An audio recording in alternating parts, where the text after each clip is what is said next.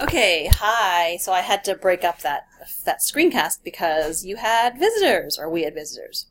Okay, you are ready now for your first derivative rule. Are you ready? I think you should be. I don't want to let you see more than you should at any moment, okay? All right. So, you've probably noticed some patterns, okay? And the question is there a generalization or a rule?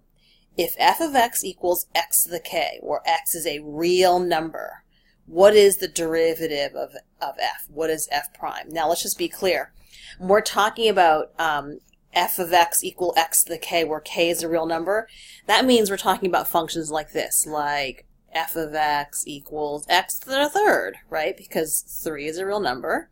It could also be f of x equals x to the 1/4, because again, 1/4 is a real number, which, by the way, we know is just the 4th root of x, right? It could also be, say, f of x equals x to the -7th, right? Because -7 is also a real number. What we're looking at here are patterns for derivative functions when the function is x to a real number, right? X to the -7th, by the way, maybe you'll see it as 1 over x to the 7th, okay? So this first derivative rule is for functions of the form x to some real number, okay? Notice, we are not talking here about functions like this. We are not talking about functions like 3 to the x, okay? That is not described here. X here is not a real number, nor is x the variable, okay? So this is not what we're talking about. We're also not talking about, obviously, like we're not talking here about functions like f of x equals sine x, which is obviously not x to the k. So while on some level you're saying to yourself, yes, we're finally getting a shortcut, on the other hand, you're saying, oh man, we're just getting a shortcut for one kind of family of functions, like x raised to a real number. What about trigonometric functions? What about exponential functions? What about radical functions? Well, I guess this is a radical function here, kind of. What about rational functions, right? So hopefully you're having a mix of feelings, like, yay, we're getting a shortcut, but oh no, there's so many other functions that this doesn't cover, okay? So when we're talking about functions where f of x equals x to the k, where k is a real number, we're talking about, these are called power functions, actually, believe it or not. This family of functions are called power functions. So power functions could include radical functions. Power functions could include certain kind of rational functions, right? Power functions could certainly include polynomial functions. So x to the k. All right, the question is, what is the derivative? Well, let's see. Here's our derivation. All right. Well, this is just the definition of the derivative. F prime of x will equal the limit as h approaches 0 of f of x plus h minus f of x all over h. Okay? Now here's where you to follow me a little bit. When I take x plus h to the k, okay, if I take x plus h to the k, this is where I'm going to do some work over here to the side. And I'm going to come back. Please don't copy this down. Over here. When I do x plus h to the k, like when I look at x plus h to the k, well, x plus h is squared. This gives me x squared plus 2xh plus h squared, okay? If I do x plus h cubed, I get x cubed, okay? Now, I'm going to let you do this all out on your own, which means, you know, multiplying x plus h squared by another x plus h and doing that extended FOIL. I'm going to leave it to you to do that. But if you were to do that all the way out, you would get x cubed plus 3x squared h plus 3x h squared plus h cubed. That's what you get at the end. That's what you would get at the end of the day. If I did x plus h to the 4th, I would get x to the 4th, okay? And then I would get plus 4x cubed h plus 6x squared h squared plus 4x h cubed plus h to the fourth, okay? Now, some of you may have studied something called Pascal's triangle or the binomial theorem, neither of which you need to know what you need right now. And here's what you need to know. Just notice a couple of things. When you have x plus h raised to some power, you notice a couple of things. That x, the degree of x, the greatest power of x, is always a power of 2, right? And then the last term is always h raised to this power of 2. So do you see how x squared and h squared, x cubed, h cubed, x to the fourth, and h to the fourth? Okay, that's the first thing. The second thing I want you to notice, term by term, right? This term, there are 3 terms here. X is raised to degree 2, x is raised to degree 1, x is raised to degree 0. H is raised to degree 0, h is raised to degree 1, and h is raised to degree 2. Okay? So the powers of x go 2, 1, 0. The power of h goes 0, 1, 2. Let's take a look at this one, x plus h cubed. The powers of x go 3, 2, 1, 0.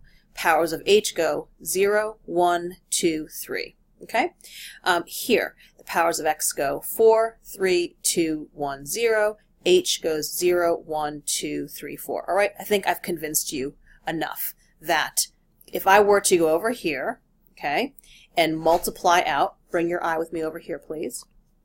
If I multiply out x plus h to the k, that is going to equal an expression whose starting term is here, whose last term is here. Yeah? Very good. Let's talk about the middle. Let's go over here again.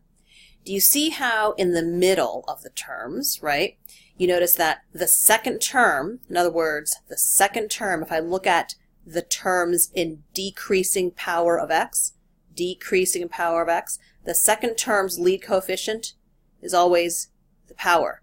2, 2, 3, 3, 4, 4. Okay? And notice we talked about x, power of 2, power of 1, power of 0. Okay? Power of 3, power of 2, power of 1, power of 0. Okay? So if I go over here, okay, x plus h to the k, the second term is going to have a coefficient of k, and here is power of x. X is raised to a power of k minus 1, and here's your h to the first. You understand? So my point is I want you to see where I got this from, and this from, just merely by looking at this pattern, okay? I mean, this right here, talking about the binomial theorem and Pascal's triangle, is a lesson in and of itself that I'm not going to get into right now. I just want you to see where this came from, this came from, this came from, this came from, this came from, this came from, and then the lead coefficient 2, 3, 4, right there, okay? The next thing I want you to notice is that after this second term, right, or I should say from the second term on, in all of these 3 expansions of this binomial raised to a power, there's an h in every term from the second term on. Second term on. No h here, but an h in every term. And only h to the degree 1 in the first term, right? After this, the second term. It's h to degree 1 in the second term. After the second term, you have h to a higher degree, correct? So I'm going to go back over here now. When I do this expansion, the first term is x to the k. The last term in the expansion is h to the k.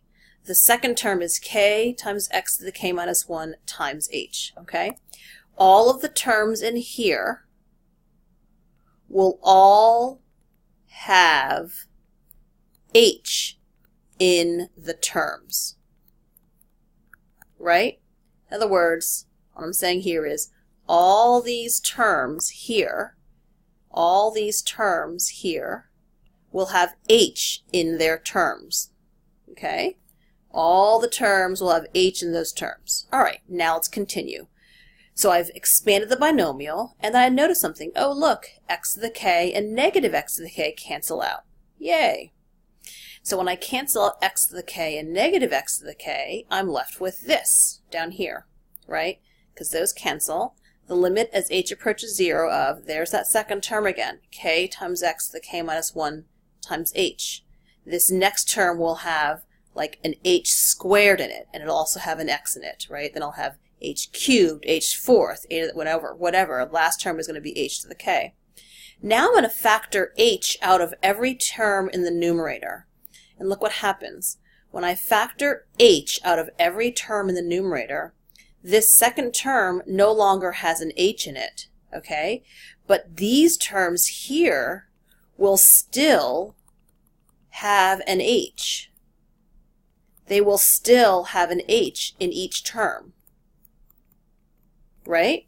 They will still, like these terms will still have x's and an h, and this term just has h. But the point is that the variable approaching 0, h, will still appear in these terms. After I factor h out, cancel, cancel, I'm now left with this limit. Limit as h approaches 0 of this will just equal kx to the k minus 1, because all of these terms that have h in it will all approach 0. That is so fantastic, and I know you don't understand it yet, but you have just arrived at your first derivative rule. If you know f of x equals x to the k, then f prime of x will equal k times x to the k minus 1. So, look down here. If f of x equals x to the fifth, what will f prime of x equal? Well, let's see. F of x equals 1 times x to the fifth.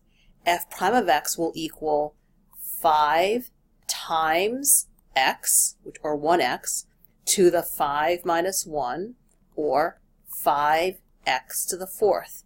And look what we've just found. We have just found the derivative function without having to use a limit of a difference quotient. Let's go over here to the next one. What if f of x equals negative 3x squared? Okay? If f of x equals negative 3x squared, well, this is the same thing as, okay, let's take a look. This is just a constant, boys and girls. I know some of you are saying, wait, Miss Gam, wait. There was no constant here, and yes, there was a constant. The constant was just 1, right? But this constant could have been anything. It could have been 4, m, what have you. Like whatever the constant here is, it won't change the result. So here, if f of x equals negative 3x to the second, f prime of x will equal, look what happens, this 2 times negative 3x to the 2 minus 1, or negative 6x to the first. There's your derivative rule right there. Ooh, look at this one. F of x equals 2x to the seventh plus x to the fourth. What is the derivative f prime? We're just going to apply this derivative rule to both of these terms. Well, f prime of x will equal 7 times 2 times x to the 7 minus 1 plus 4 times 1, hi Max, times x cubed, and this gives you, hi everyone, Max, say hi to BC Calculus. Hello. 14x to the 6th plus 4x cubed. I just derived the power rule for them, their first derivative rule. Oh wow. Before this, they were just doing the derivatives like the limit as h approaches 0. Ew. Ew is right. Ew is right, right? Super gross. Okay, so this first derivative rule that I'm going to let you, I'm going to give you the name of, and then I'm going to give Max's Valentine. This derivative rule here, it's called the power rule. All right, it's called the power rule.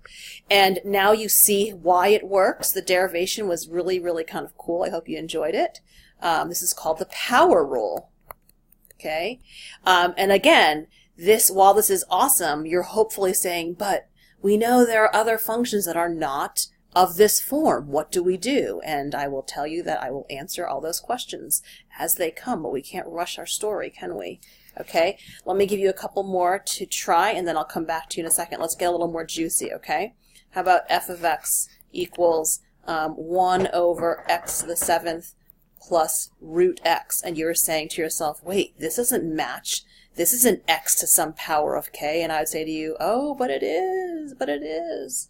Okay, so I'm asking you, what is f prime of x in this context? Then how about this one? What if f of x equals, let's see, 3x to the 0.2 minus pi, which is just a number, by the way, x to the negative 8. All right. Can we use the power rule to find the derivatives of these two functions? I don't know. You tell me.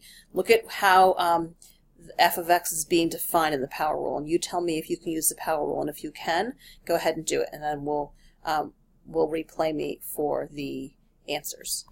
Okay, so the first thing is, maybe you'll notice to yourself, well, actually, f of x, I could rewrite this as x to the negative 7th plus x to the 1/2. And if I look here, negative 7 and 1/2 are absolutely real numbers, right? So f prime of x will equal, all right, negative 7 times x to the negative 7 minus 1, which is negative 8, right?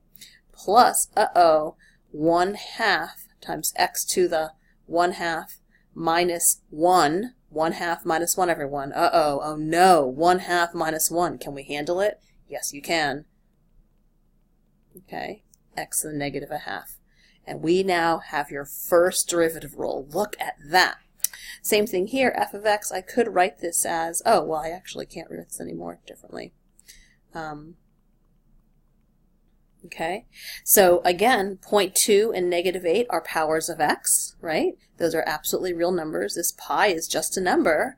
So f prime of x will equal, let's see, 0.2 times 3, which equals 0.6, x to the, what is 0.2 minus 1? Negative 0.8, okay? Now we're going to bring this negative 8 times negative pi plus 8 pi x to the negative 9th. And look at that, boys and girls. You have just gotten yourself, you've earned yourself your first derivative rule. Again, I hope that my derivation here was clear. I hope that it was. And I hope the fact that in my original derivation, the fact that I didn't include a constant here, okay, maybe I should go back. If you want to watch me just show you that the constant won't change anything, let's say that there was some constant like m times x to the k, right? Okay, this would be then m x plus h to the k, right? And then this would give you, okay, it's an m here then too. M x to the k, this would be m x to the k, all right? Then here, boys and girls, this next term, all right? So this is comparable to this over here, right? Like if this were, okay, so if you look at this, if I had like mx plus h squared, this would just be m squared x squared, right? Plus 2mxh plus h squared, okay?